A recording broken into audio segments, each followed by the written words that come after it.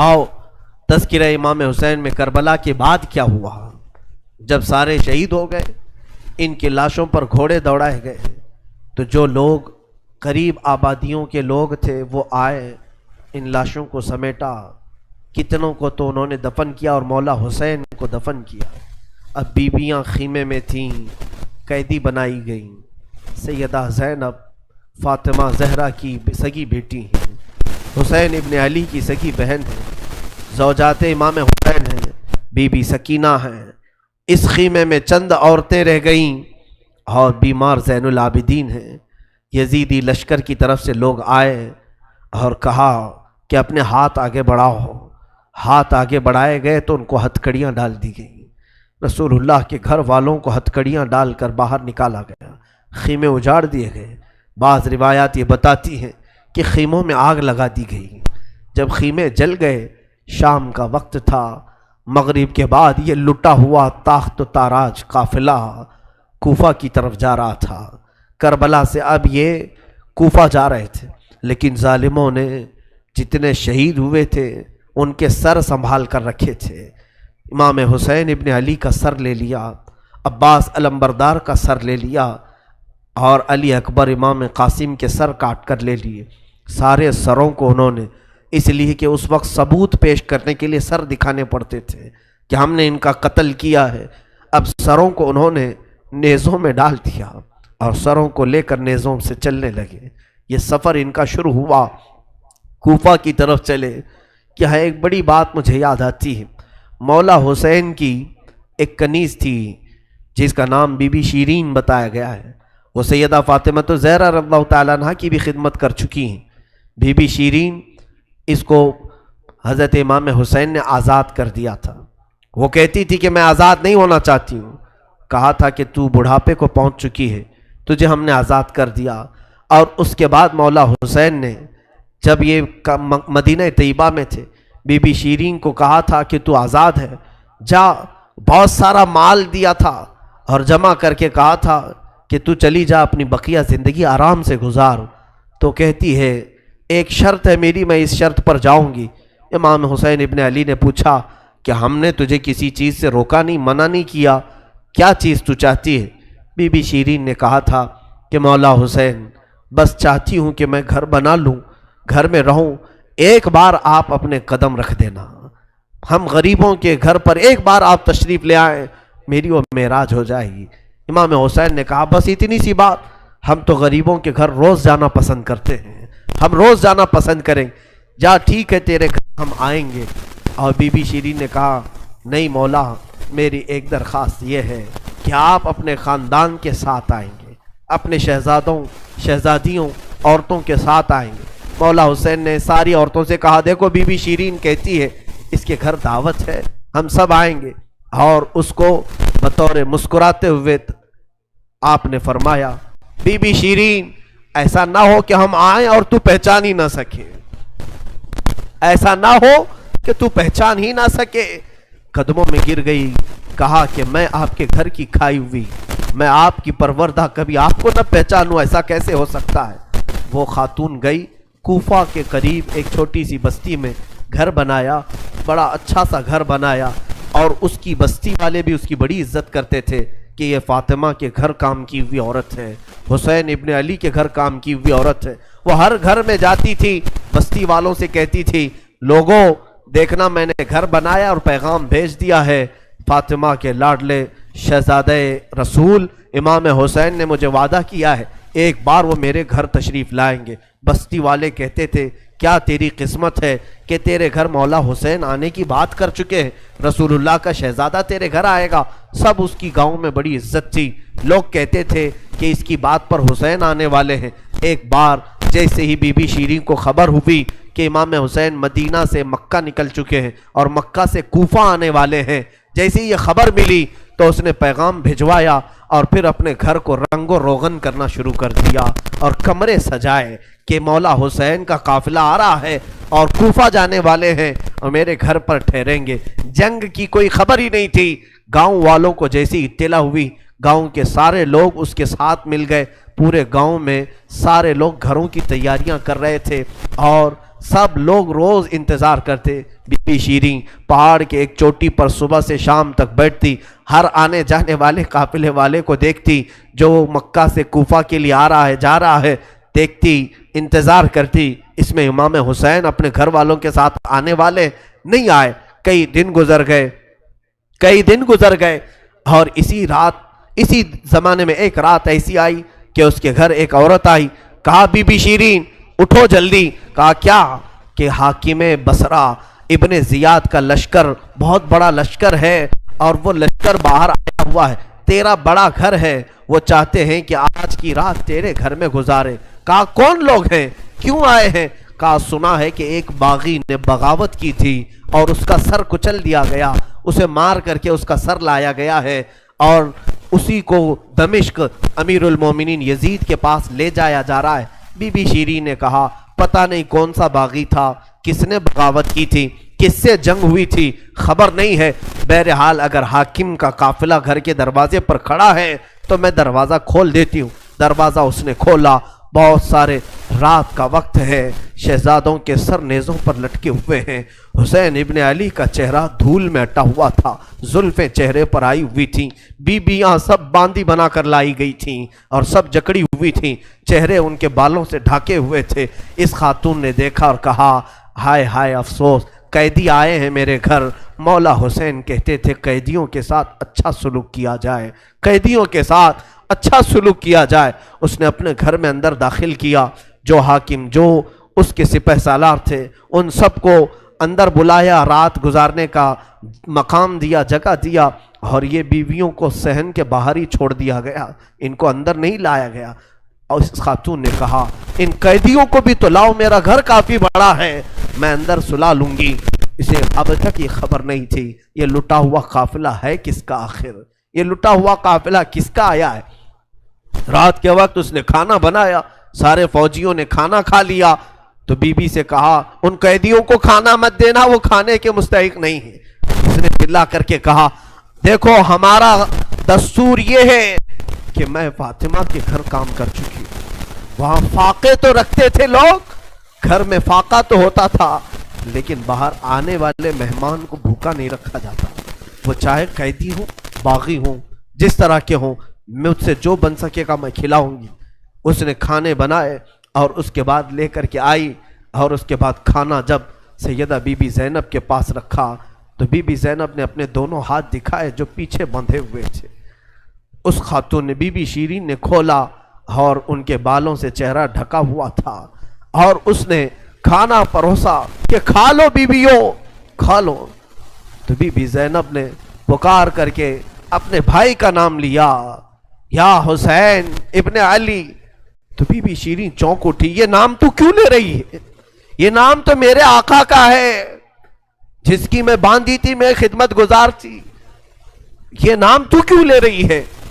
Be be زینب کہتی ہے be be شیریں کیا ہم نے تجھے پہچان لیا؟ بابا نہیں کہتے تھے کسی دن ہم گھر پر آئیں اور تو پہچان ہی نہ سکے. یہ جو اونچے نیزے پر سر دکھ رہا ہے تیرے آقا مولا حسین کا سر ہے اور یہ علی اکبر کا سر ہے، یہ قاسم کا سر ہے. بی بی زینب پکارتی گئی. بی بی شیریں نے دیکھا اور پکار کر کے کہا مولا کیسی مہمان نوازی کا وقت تم نے دیا، کیا اس طرح بھی کوئی مہمان بنتا ہے کسی کے گھر؟ اور یہ کہتی ہوئی غش کھا کر گر پڑی. اس پر پانی ڈالا جاتا، وہ اٹھتی پھر غش کھا جاتی، بے ہوش ہو جاتی. سچ کہا تھا مولا حسین نے، اے بی بی شیریں ہم تو وعدہ کیے ہیں آ کر رہیں گے، کہیں ایسا نہ ہو کہ تو پہچان ہی نہ سکے. سچ کہا تھا مولا حسین، آپ اس حالت میں میرے گھر آئے کہ میں پہچان نہ سکی، کیونکہ وہم و گمان میں بھی نہیں تھا کہ فاطمہ کے لاڈلے کا کٹا ہوا سر کبھی گھر آ سکتا. وہ غش کھا کر کے گر گئی. روایات میں ہے صبح جب اٹھا لوگوں نے، فوجیوں نے اٹھ کر کے دیکھا تو بی بی شیریں کا جسم ٹھنڈا پڑ چکا تھا، اس کی روح نکل چکی تھی. غم حسین میں لوگوں کی جانیں چلی گئی. یہاں آج دو آنسو ہمارے نکلتے ہیں تو لوگ ہمیں بولتے ہیں غم حسین میں لوگوں کی روح نکل گئی. جو اصلی محبت کرنے والے تھے وہ دنیا سے ہی رخصت ہو گئے. مولا حسین کی محبت کرنے والی بی بی شیریں دنیا میں نہیں رہی. کہا آخری جملے اس کے یہ تھے، گھر بڑی آن شان سے اس لیے بنایا تھا کہ ایک بار مولا قدم رکھیں گے. اب انہوں نے قدم رکھ دیا تو اب جینے میں کوئی مزہ نہیں ہے، اب میری زندگی کی تمنا پوری ہو گئی ہے. اس کے بعد یہ قافلہ نکلا، کوفہ کی طرف جا رہا تھا، ابن زیاد تک پہنچنا تھا. حاکم بصرہ، حاکم کوفہ عبید اللہ بن زیاد کے پاس یہ قافلہ جانے سے پہلے کئی منزلوں پر رکا. دوسری رات آئی تھی. دوسری رات ایک گرجا گھر کے پاس ان کا قیام ہوا. وہ ایک عیسائی کا گرجا تھا، وہاں پر قیام ہوا. عیسائی نے دیکھا کہ بہت سارے کٹے ہوئے سر آئے. اس نے بھی اپنے چرچ میں رکنے کی اجازت دی تھی. ہائے افسوس، عیسائی بھی رحم کھا رہے ہیں. کیسے وہ مسلمان تھے جو رسول اللہ کے گھر والوں پر رحم نہ کھا سکے. عیسائی نے وہاں پر رکنے کی اجازت دی. اس کے بعد کہا، رات کو اس نے کہا کہ یہ جو سروں پر، یہ جو نیزوں پر سر ہیں، کیا یہ ہمیں ایک رات کے لیے دو گے؟ لوگوں نے کہا لے لو لے لو، لیکن امانت کے ساتھ واپس کرنا کہ یہ ہمیں دمشق پہنچانا ہے. اس نے سر حسین کو لیا، دھول کو صاف کیا، اس لیے کہ اسے دور سے ہی اس چہرے میں کچھ چمک نظر آ رہی تھی. اس عیسائی راہب نے رات کے وقت دیکھا، ایک تخت پر رکھ کر کے سر حسین کا غور سے مطالعہ کرنے لگا اور اپنی پرانی کتابوں سے ملانے لگا. پرانی کتابیں پڑھتا تھا اور چہرہ دیکھتا تھا، بار بار دیکھتا تھا. پھر چیخ کر کے کہا، ہاں میں اپنے مقام کو پہنچ گیا، اس لیے کہ مقدس کتابوں میں لکھا ہوا ہے نبی کے آخری نبی کا نواسا ظلمن قتل کیا جائے گا اور اس راستے سے جائے گا، اور یہاں کی گرجا میں اگر رکے تو گرجا میں جو خدمت گزار ہے وہ اس کی خدمت کرے، مولا اسے جنت عطا کرے گا. وہ عیسائی راہب کہتا ہے وہ چہرے میں ساری علامتیں جو کتابوں میں لکھی یہی ہیں.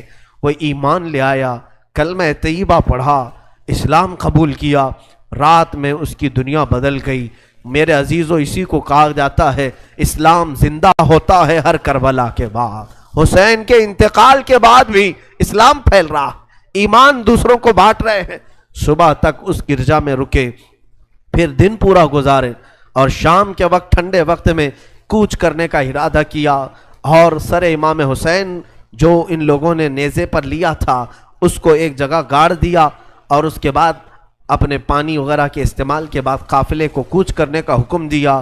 قافلہ آگے چلا، لیکن جو فوجی آتا سر حسین کو اٹھانے کے لیے نیزے پر، وہ تو ہلکا ہو چکا تھا لیکن وہ زمین میں ایسا گڑ چکا تھا کہ اٹھتا نہیں تھا، کسی سے ہل نہیں رہا تھا. بہت لوگوں نے کوشش کی. پھر آ کر کے انہی ظالم یزیدیوں نے بی بی زینب سے کہا، اے خاتون، یہ تمہارے بھائی کا سر زمین پر ایسا جمع ہوا ہے، ہٹتا نہیں ہے، آگے بڑھنا ہے ہمیں، یہ ہٹتا نہیں ہے. بی بی زینب نے غور سے دیکھا اور کہا، قافلے میں دیکھ لو سب ہیں یا نہیں، قافلے میں سب ہیں یا نہیں. دیکھا گیا تو بی بی سکینہ قافلے میں نہیں تھی، قافلے میں موجود نہیں تھی. بی بی زینب نے کہا، وہ میرا غیور بھائی ہے، اپنے خاندان والوں کو چھوڑ کر کہیں جاتا نہیں تھا، اپنی بچی کا غم ہوگا، آگے نہیں بڑھتا، تلاشو سکینہ کہاں ہے. لوگوں نے ڈھونڈنا شروع کیا. پہاڑ کی ایک چھوٹی سی چوٹی پر وہ بیٹھی ہیں اور ایک خاتون کی گود میں بیٹھی ہیں. کوئی ایک خاتون ہے، اسے سہلا رہی ہے، تھپکیاں دے رہی ہیں. بی بی سکینہ 9 سال کی عمر میں ایک بڑی معزز خاتون کی گود میں ہچکیاں لے لے کر رو رہی ہیں اور کچھ باتیں کر رہی ہیں. بی بی زینب نے دور سے دیکھا، خاندان کی کچھ عورتیں اور آئیں، پکارا، سکینہ جانے کا وقت ہو گیا، تم یہاں کیا کر رہی ہو؟ دوڑ کر کے جیسی سکینہ کے قریب آئے تو دیکھا نہ وہاں عورت تھی نہ کوئی خاتون تھی.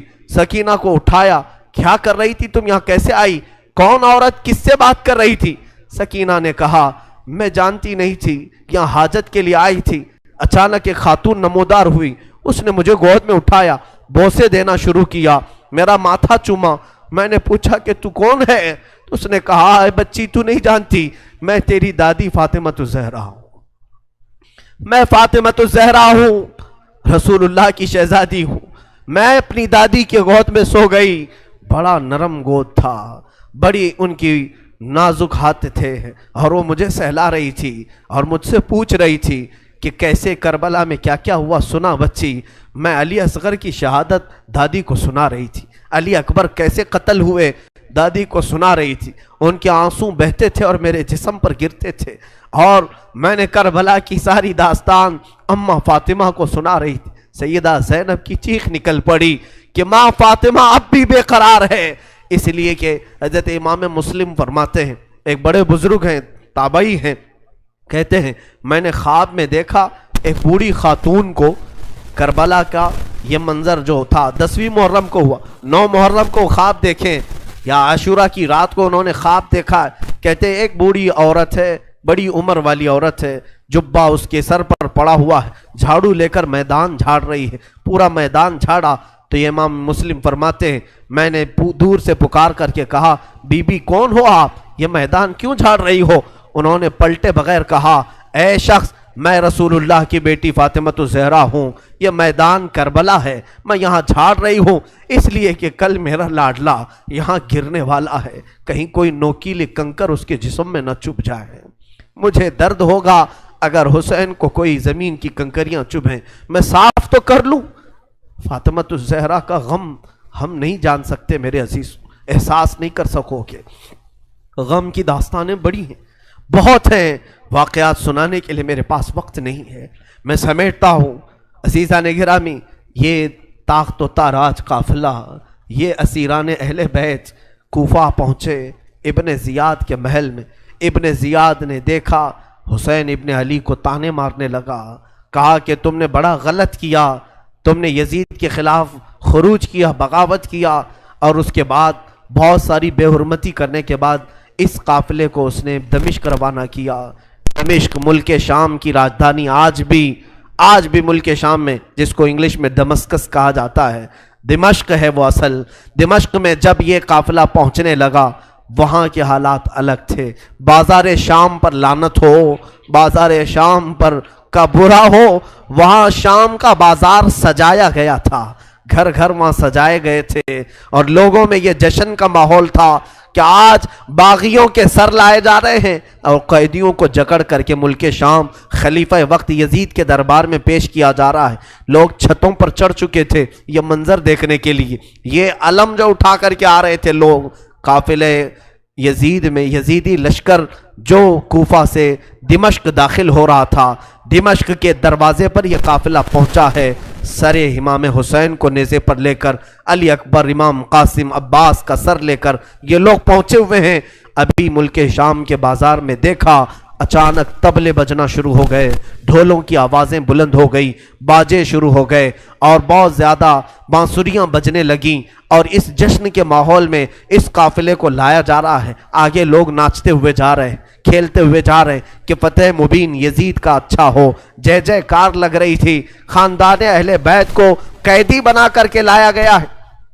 میرے عزیزوں، اس خاندان اہل بیت کے ساتھ وہاں جو معاملات ہوئے، کئی لوگ تھے جو دیکھنے کے لیے دور دور سے آئے تھے. ایک صحابی ہیں، وہ کہتے ہیں میں تجارت کے لیے گیا تھا تو مجھے خبر ہوئی کہ آج اہل بیت کا قافلہ یہاں آ رہا ہے. تو میں دوڑتا ہوا پہنچا اور جیسے ہی میں نے دیکھ کر کے میں ضبط نہ کر سکا. وہ چہرہ آج نیزے پر تھا جو کبھی میرے مصطفیٰ کے کندھے پر ہوا کرتا تھا.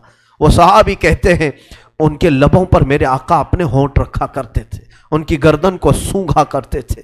وہ حسین کی گردن کو انہوں نے تلوار سے الگ کیا ہوا تھا اور نیزے پر لا رہے تھے.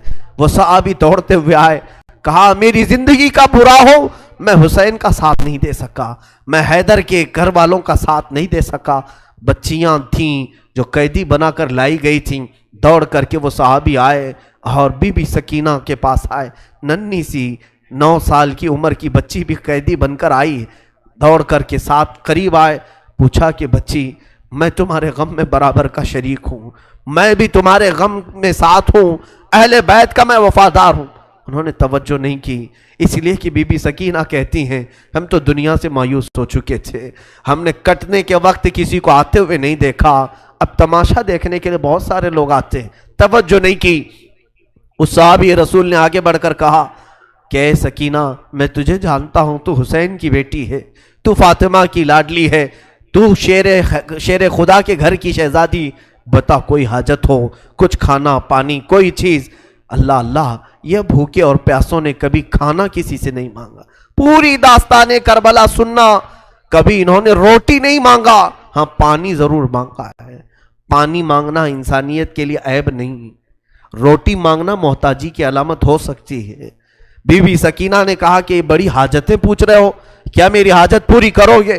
کہا بتاؤ بچی، میں اپنی طرف سے جو ہو سکے کروں گا، میرے پاس پیسے ہیں، مال ہے، میں اس سے جو چاہے کروں گا۔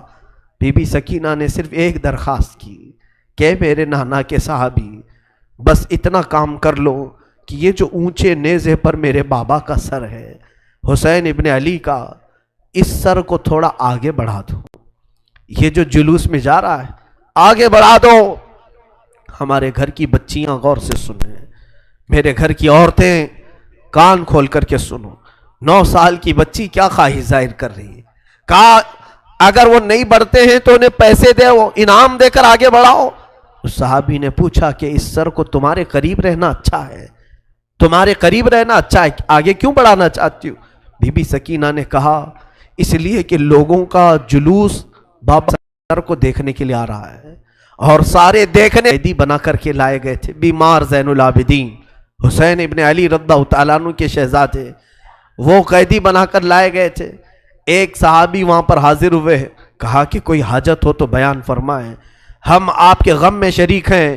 حضرت امام زین العابدین نے کوئی توجہ نہیں کی، یہاں تک کہ ایک سپاہی یزید کا ایسا تھا جو تھیلا بھر کر کے پتھر لے کر چل رہا تھا، تھیلا بھر کر پتھر لے کر چل رہا تھا، اور وہ باہر کھڑے ہوئے لوگوں میں پتھر بانٹتا تھا کہ کچھ پتھر تم لوگ برسا ہو۔ ملک شام میں جانے کے وقت کچھ لوگ وہاں صدقے کی کھجوریں پھینک رہے تھے اس اہل بیت کے گھرانے پر، اور کچھ لوگ پتھر برسا رہے تھے۔ یزید کے یہ مخالف لوگ ہیں، باغی لوگ ہیں، ان کے دلوں میں یزید کی محبت تھی، بنو امیہ کے وفادار لوگ تھے۔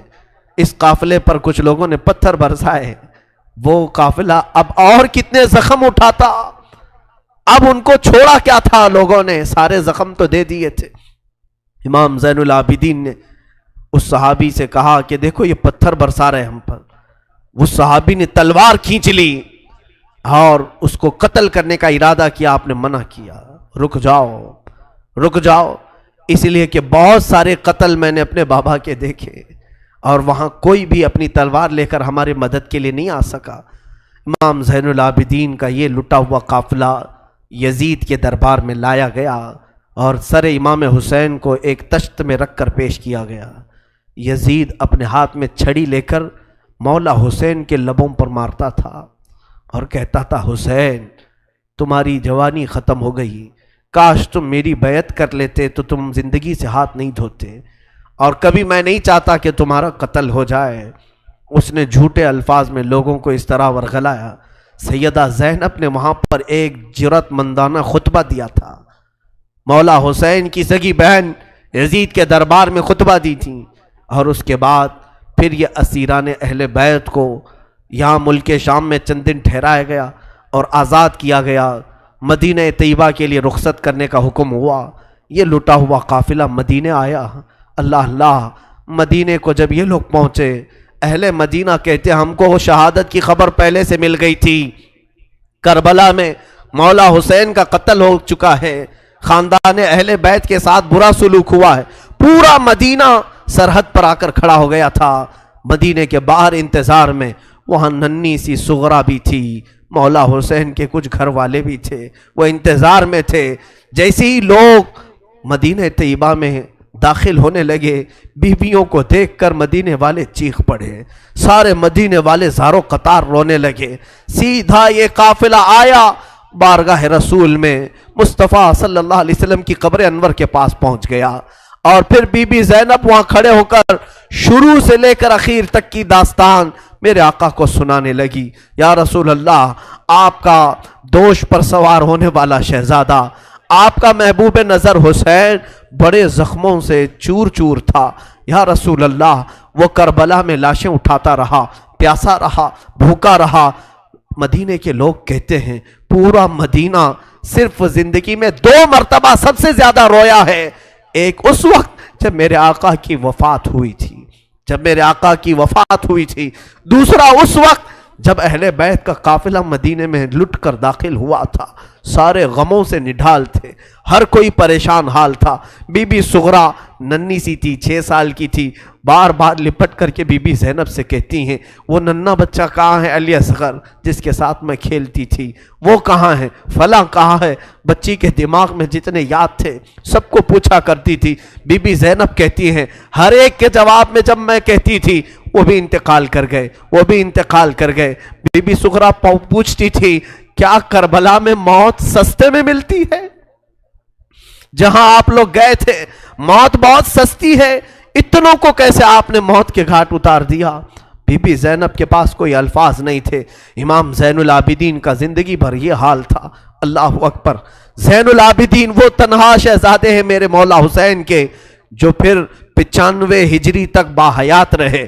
امام حسین کی شہادت ہونے کے بعد 61 ہجری میں جو شہادت ہوئی اس کے بعد سے سن 95 ہجری تک آپ باحیات رہے، لیکن روتے روتے آنکھوں کا پانی سوکھ گیا تھا۔ لوگ کہتے ہیں امام زین العابدین کو ہم لوگ دیکھتے تھے، کبھی وہ روتے تھے تو دونوں آنکھوں سے خون نکل آتا تھا۔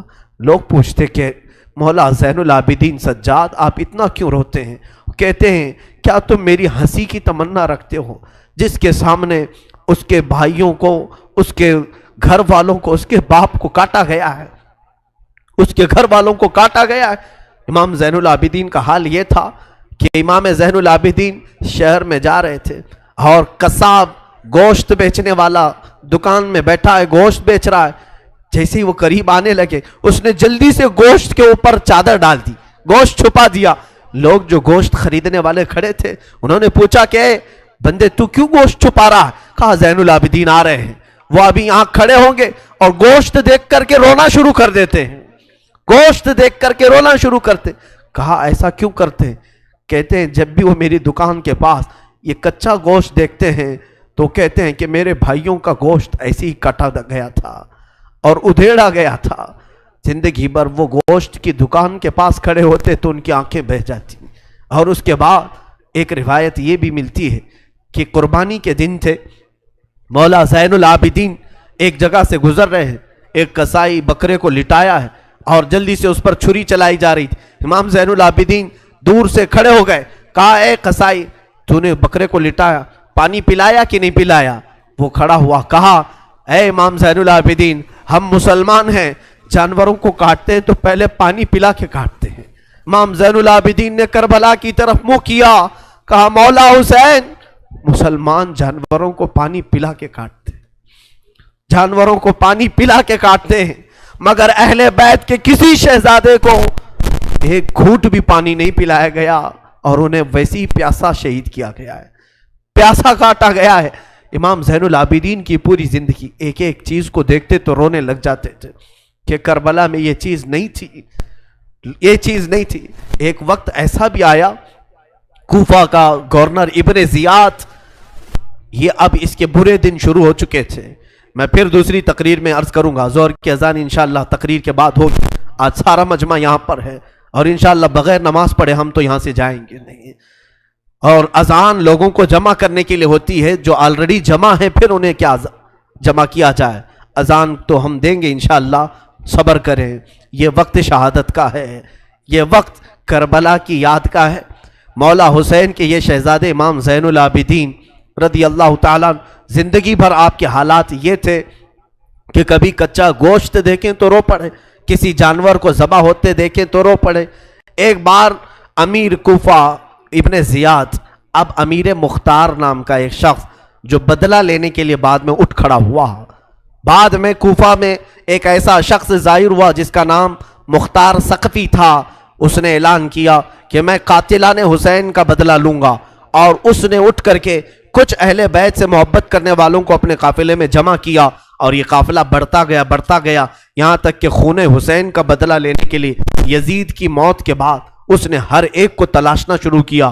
شمر کو ڈھونڈا، اس کو قتل کیا، اور اس کے بعد عمر بن سعد کو ڈھونڈا، اسے قتل کیا۔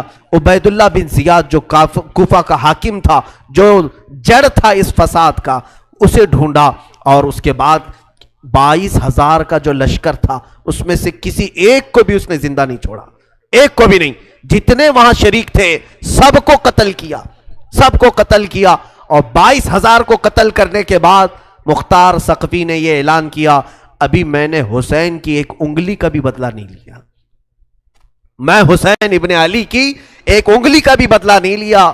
یزید خائب و خاسر ہو کر مر گیا. اور یزید کی سب سے بڑی ذلت تو یہ ہے، یزید کے بعد اس کا بیٹا معاویہ تخت پر بیٹھا. پہلے دن خلیفہ بنا کر اسے بٹھایا گیا، اس کے بعد 6 مہینے تک وہ گھر سے باہر ہی نہیں آیا. 6 مہینے کے بعد سیدھے لاش باہر آئی بیٹے کی. وہ 6 مہینے کبھی تخت پر نہیں بیٹھا یزید کے. لوگ کہتے تھے کہ معاویہ آپ یزید کے جانشین ہیں، وہ نیک شہزادہ تھا. دیکھیں اللہ کی مصلحت کیسی، صحابی کے پیٹ میں یزید پیدا ہوا، یزید کے پیٹ میں معاویہ، پھر اچھا شہزادہ پیدا ہوا، نیک تھا. اس نے کہا، لوگ جب کہتے تخت پر بیٹھ جائیے تو اس نے اس تخت کی طرف دیکھ کر کے تھوک دیا اور کہا اس تخت پر بیٹھوں جس پر شہزادہ رسول کا خون لگا ہوا ہے، اس تخت پر بیٹھوں جو تخت حسین ابن علی کے گھر والوں سے رنگا ہوا ہے. کبھی اس تخت پر نہیں بیٹھا. اس کی یزید کی سب سے بڑی ذلت تو اسی پہ ہے کہ اس کا خود کا بیٹا اس کے تخت پر تھوک دیا، نہیں بیٹھ سکا. لیکن حسین کا چرچا آج بھی ہے، حسین کے شہزادے گلی کوچوں میں ہر جگہ ہے. سادات کی خوشبو تم محسوس کرو گے آج بھی. حسین ابن علی کے یہ صاحبزادے زین العابدین جہاں پر رہ رہے تھے خیمے میں، تو ایک مرتبہ ایسا ہوا کہ ابن زیاد جان بچاتا ہوا بھاگتا ہوا نکل آیا، کیونکہ مختار ثقفی اس کے پیچھے لگ گیا تھا، اپنے سواریوں کو دوڑا دیا تھا اس کے پیچھے کہ عبید اللہ بن زیاد جہاں بھی ملے اسے پکڑ کر کے لاؤ، اسے پکڑ کر کے لاؤ. تو سب اس کے پیچھے لگ گئے. مختار ثقفی کے ڈر سے عبید اللہ بن زیاد جان بچاتا ہوا بھاگتا ہوا ایک خیمے میں آیا. وہ خیمہ کسی اور کا نہیں، امام زین العابدین کا تھا. وہاں پر پہنچ گیا. آپ قرآن پاک کی تلاوت میں مصروف تھے. مختار ثقفی کے ڈر سے آنے والا یہ عبید اللہ بن زیاد ہانپ رہا تھا، کانپ رہا تھا. امام زین العابدین نے سر اٹھا کر کے دیکھا، کیا بات ہے؟ کہا پیاس کی شدت ہے، اگر تمہارے پاس پانی ہو تو پلاؤ. امام زین العابدین نے فوراً کھٹوری بھری اور پانی دیا. اس نے پانی پیا اور پھر کہا اور پانی ملے گا. انہوں نے اور ایک کھٹوری بھری اور پھر پانی پلایا. اس نے پیا، 3 کھٹوریاں پانی پیا. عبید اللہ بن زیاد یہ سوچنے لگا شاید امام زین العابدین نے مجھے پہچانا نہیں ہوگا. اس نے کہا آپ مجھے نہیں پہچانے ہوں گے شاید.